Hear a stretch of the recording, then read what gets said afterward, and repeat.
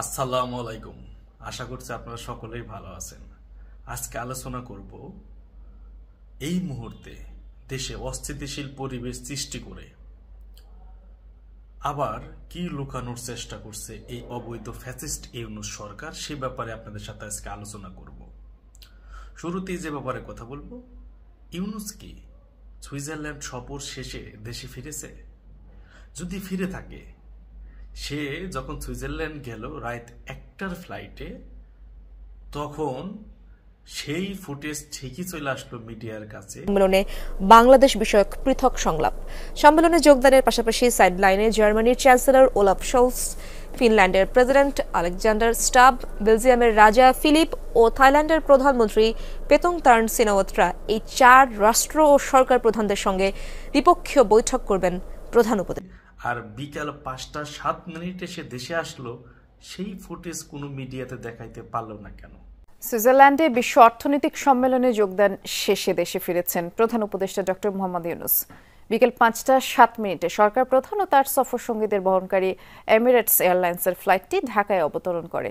4 দিনের সফরে ডক্টর ইউনূস মোট 47টি ইভেন্টে অংশ নেন। তিনি 4 জন সরকার প্রধান, মন্ত্রী পর্যায়ের 4 জন প্রতিনিধি এবং জাতিসংঘের বিভিন্ন সংস্থার 10 শীর্ষ তাহলে রাত 1টার সময় সে বিদেশে গেল, সেই নিউজ সারা বাংলাদেশে সকল মিডিয়ায় প্রচারিত হলো। অথচ বিকাল 5টা 7 মিনিটে তিনি আসলো, যেটা প্রচার হলো, সেইটা কেন কোনো মিডিয়ায় কোনো ফুটেজে দেখা গেল না? তার আগে যেভাবে গুজব বলে চালানোর চেষ্টা করা হলো যে না, ইউনূস দেশে ফিরছে, ভারতীয় মিডিয়াতে শুরু করে দেশে যে এরকম ভাবে সকলকে যেভাবে তুচ্ছ তাচ্ছিল্য করা হলো, তাহলে এইটা তো মুখ্যম জবাব হইতো যদি ইউনূসের দেশে ফেরার ভিডিও ফুটেজগুলা ডিরেক্ট দেখানো হতো। তাহলে কি ইউনূস সত্যি পালাইছে? ইউনূস কেন দেশে আসছে না? আর দেশে যদি আইসেই থাকে, ধরে নেই তাদের কথায়, যদি দেশে আসে, তাহলে সে কেন আত্মগোপনে আছে?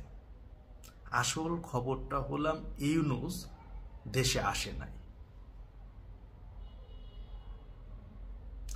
এরা এই মিডিয়ার মাধ্যমে গুজবের কথা বলে নিজেরাই গুজব ছড়াচ্ছে।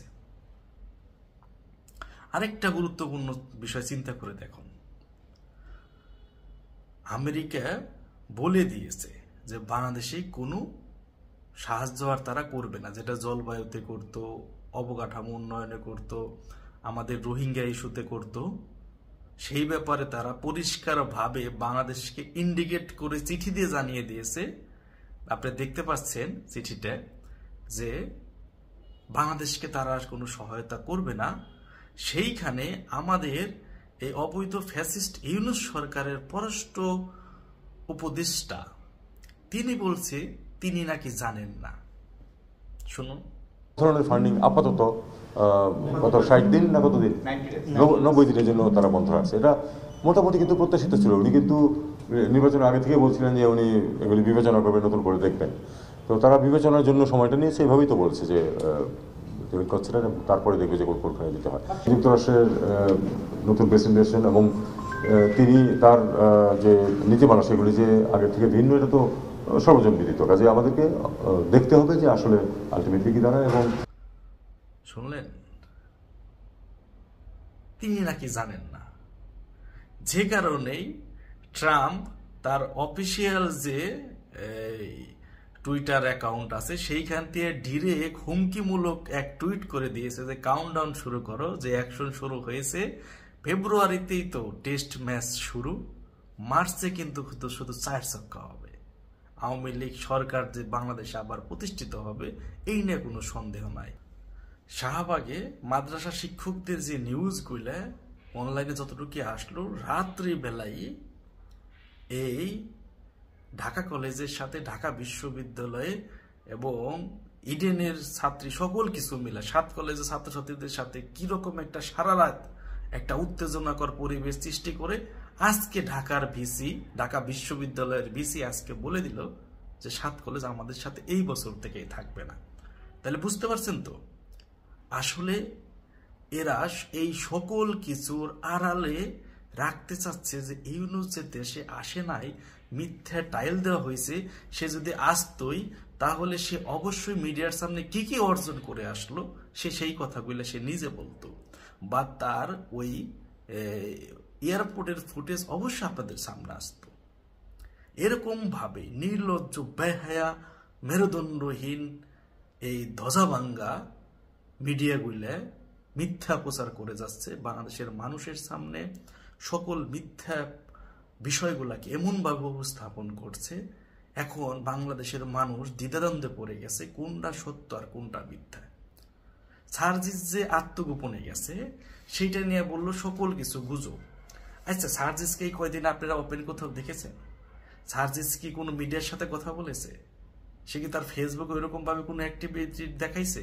এই যে সারা রাত আন্দোলন, এখানে সার্জিসের পরের দিন বা আজকে সার্জিসের কোনো খোঁজ আছে?